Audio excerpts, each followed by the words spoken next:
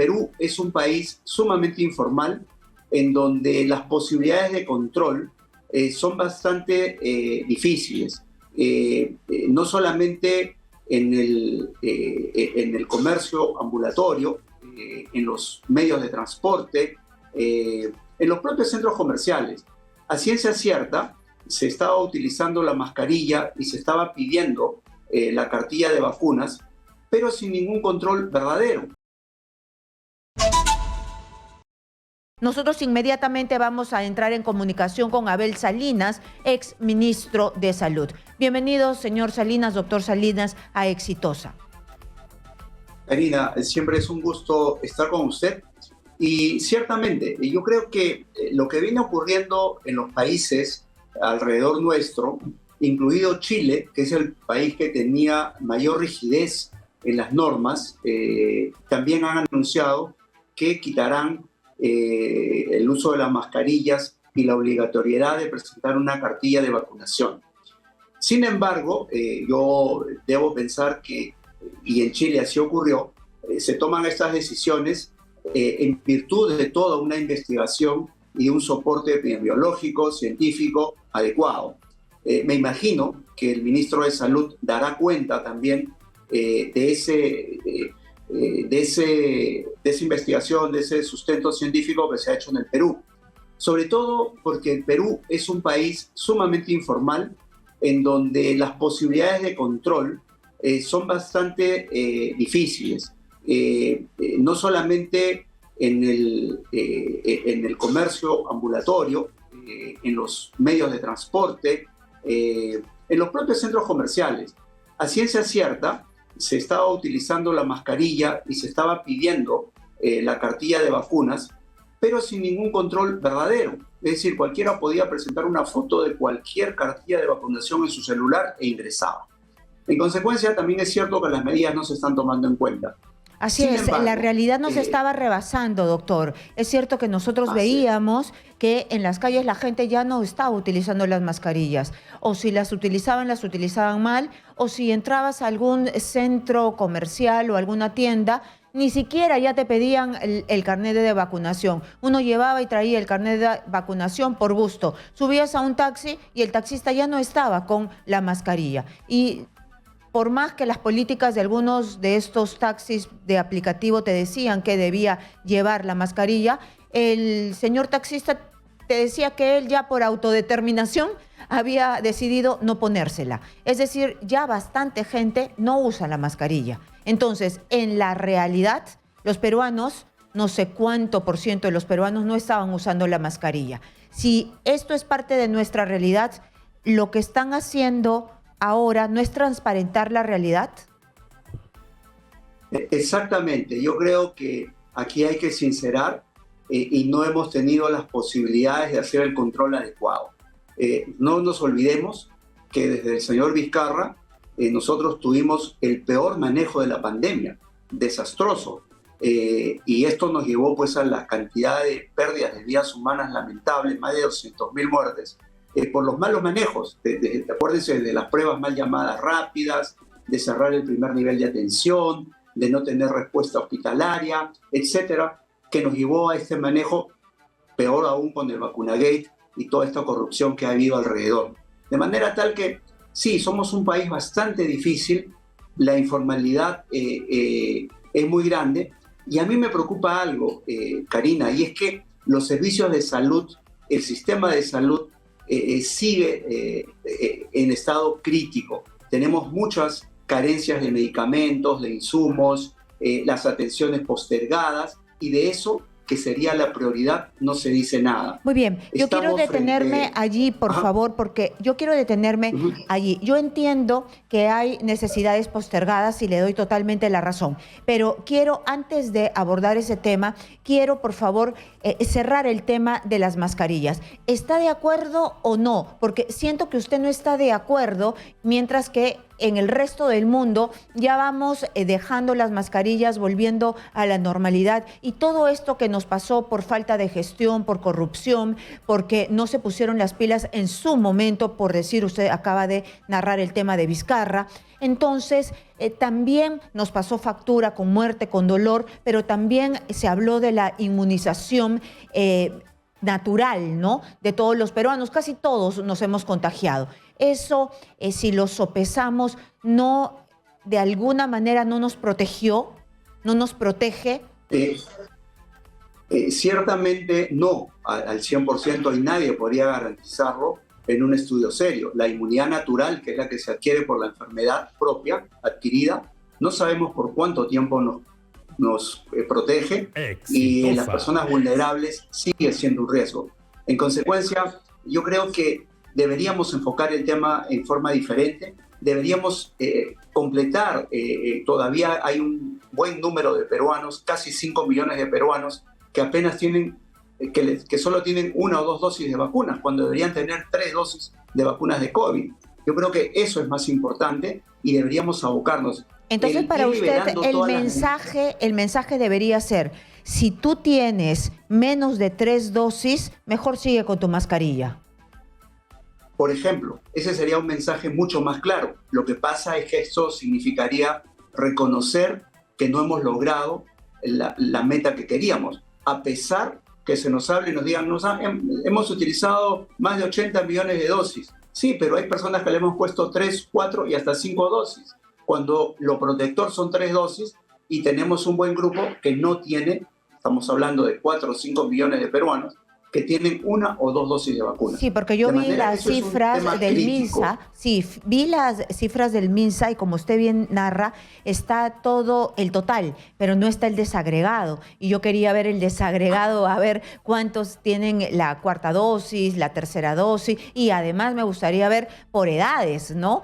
Porque los más vulnerables son los que interesan. Entonces, quien tiene 2 o 1 dosis son los que están en peligro. Más bien, los que tienen 4 dosis o las 3 dosis, ellos sí se podrían sacar la mascarilla, por más que los otros no estén vacunados.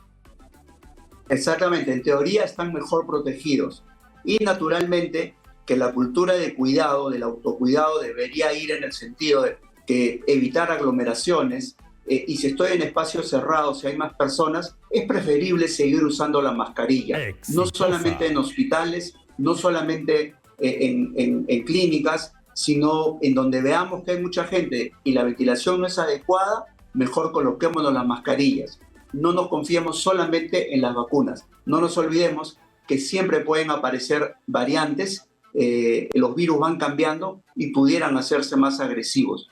Y todavía no conocemos muy bien todavía este virus, es decir, no podemos decir, es como una gripe, es como la influenza, vamos a convivir, ya es una endemia y ya no va a pasar de esto. No es que empezó muy agresivo y se ha ido disminuyendo porque nuestro cuerpo ya lo reconoce y ya con las vacunas ya no nos mata. Claro, no es suficiente, porque además también, por otro lado, tenemos que estar seguros de tener unos servicios hospitalarios, los servicios médicos, realmente en capacidad de responder ante cualquier eventualidad. Y eso es algo que tampoco está garantizado y lamentablemente no hay ningún planeamiento claro, verdadero, más allá de anuncios que verdaderamente no significan nada, ni siquiera desde el principio, cuando se dijo con el ministro Condori, recuerdo que dijeron, no, es que vamos a activar todas las postas de salud y voy a visitar, y por eso tenemos un ministro que trabaja en una posta. Pues el presidente Castillo no visitó ni una sola posta después de eso, ninguna posta de salud.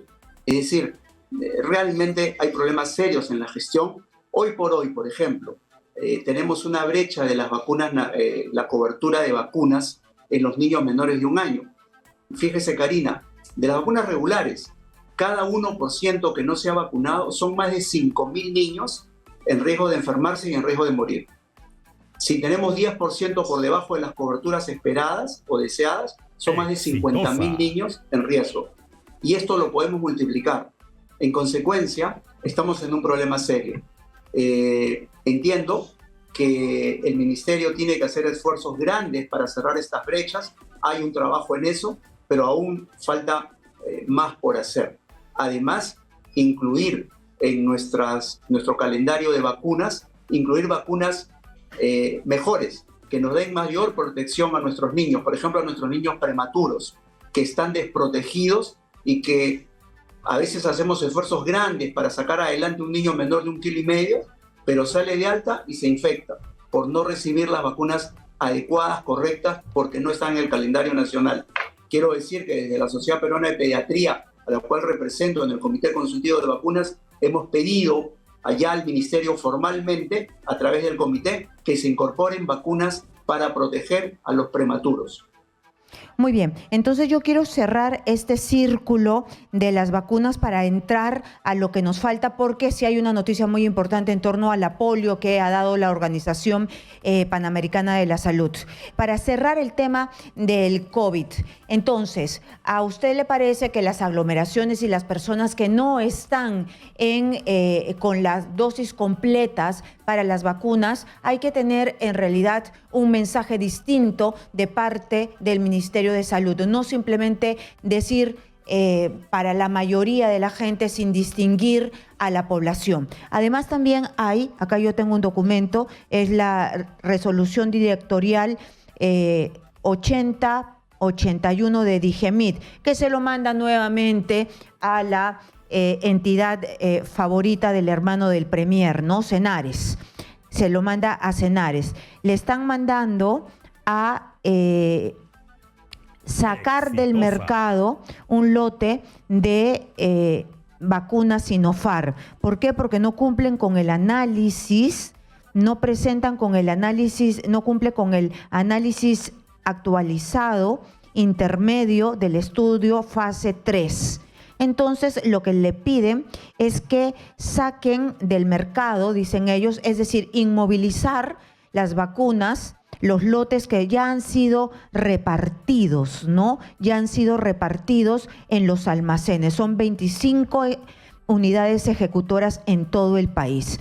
Entonces, este tipo de problemas que se vienen presentando desde Cenares, tenemos vacunas, hay problemas, estamos regalando vacunas y tenemos para vacunar. Es decir, falta ahí el manejo de Cenares, que es una entidad logística, que tiene que tener muñeca para que no pasen estas cosas que DIGEMIT le está diciendo, mira, estás fallando, por eso tienes que retirar del mercado algo que nos ha costado a todos los peruanos, ¿no? Entonces, tienen que masificar y hacer que la vacuna llegue. Usted mismo nos está diciendo que sí se ha vacunado, pero que todavía falta, hay brechas en la tercera y cuarta dosis. Exactamente, de manera que hay un tema de gestión grave, y no lo dice solamente DIGEMIT ahora en una vacuna. Hace algunos días todos los peruanos tomamos conocimiento del informe de la Contraloría, en donde daba cuenta del número de vacunas que podían inutilizarse por vencimiento. Y como usted bien dice, claro, que ya las hemos comprado, que nos ha costado a todos los peruanos, o que estamos endeudados por eso, y que, sin embargo, se iban a ir venciendo y dijeron, bueno, pues vamos a tener que donarlas. Y obviamente no es fácil eso. Y finalmente el informe de la Contraloría indica que el número de millones de dosis que se podrían perder progresivamente en los meses de septiembre, octubre, noviembre y hasta llegar a diciembre, miren lo grave que pone la Contraloría, podrían significar una pérdida de más de 900 millones de soles. El presupuesto de inmunizaciones del calendario regular son 500 millones de soles. Imagínese. De manera que podríamos perder más de 900 millones, más de lo que necesitamos, lo que usamos para vacunar, simplemente por un tema de gestión.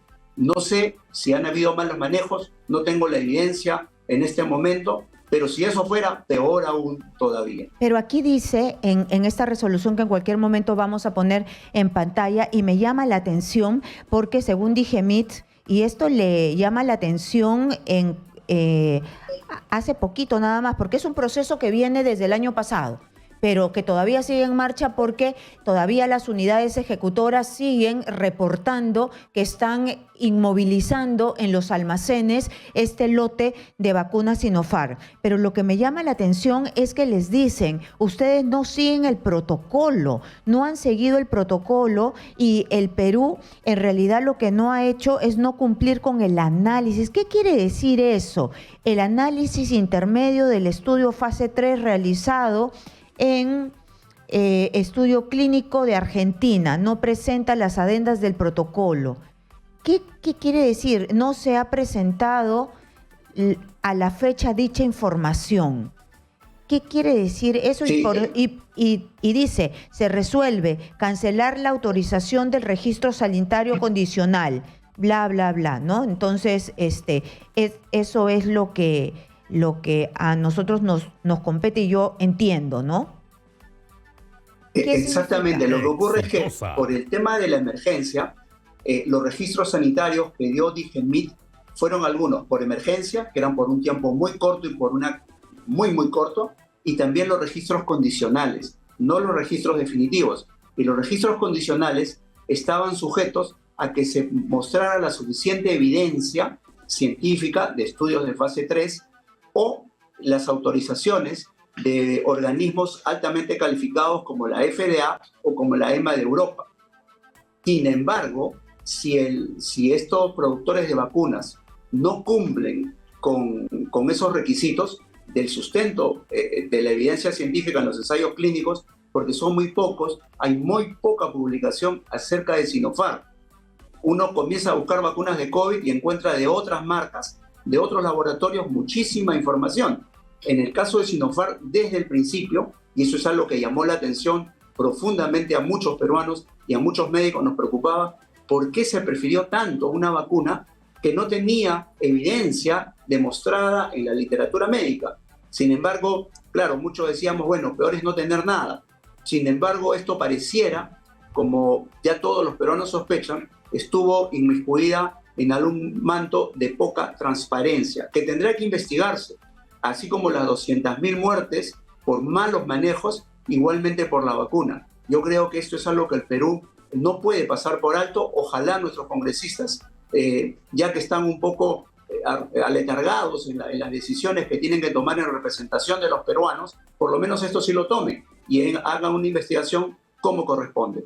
Muy bien, una última pregunta, por favor, doctor. La OPS ha advertido que Brasil, República Dominicana y el Perú corren un riesgo muy elevado de la reaparición de poliomielitis. Esto debido a la caída de la tasa de inmunización en América frente a la enfermedad de un 79%. Y esto se debe por lo que usted me contaba, ¿no? Porque se descuidó todo a partir del COVID.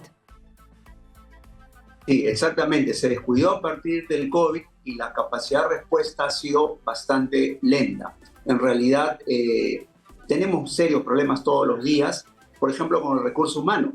No solamente hay que tener la vacuna, para que llegue al hombro de una persona, a la pierna de un niño o las gotas sean administradas a un niño, se requiere de bastantes recursos humanos y de toda una cadena logística que lamentablemente es insuficiente o en algunos momentos es desvinculada.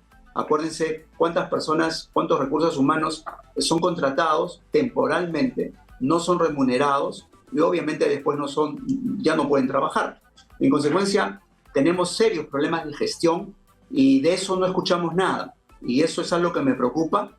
Hemos tenido muchos años perdidos en el desarrollo del sistema de salud en el Perú y ahora estamos sumando más años todavía de pérdida de que pudiéramos recuperar algo más para el bienestar de los peruanos, sobre todo de los más necesitados. En 30 segundos, dígame por favor, hay mucha gente que como la poliomielitis ha estado lejana en los últimos años de los niños y de la vida diaria de nuestro país. ¿De qué se trata la enfermedad? Lo que pasa es que en Nueva York, por ejemplo, en Estados Unidos, hay un grupo ortodoxo de una religión que rehúsa cualquier vacuna y ahí han reaparecido casos de poliomielitis. El Perú tiene rápidamente que porque la migración es fácil y el virus puede llegar rápidamente. El Perú tiene que incrementar sus coberturas de vacunas y creo que lo mejor que se puede hacer ahora es un barrido rápido, que significa una vacunación masiva a los menores de 5 años de edad. ¿De qué se trata la enfermedad? Creo que los músculos no reaccionan.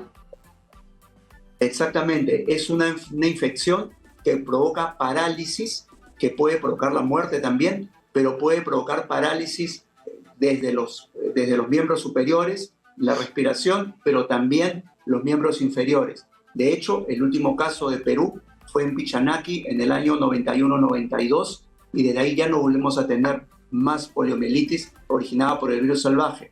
En consecuencia, yo creo que es una enfermedad que tenemos que controlar y que el Perú demostró que sí lo podía hacer cuando se hace el trabajo con eficiencia. Muy bien, muchas gracias, Abel Salinas, exministro de Salud.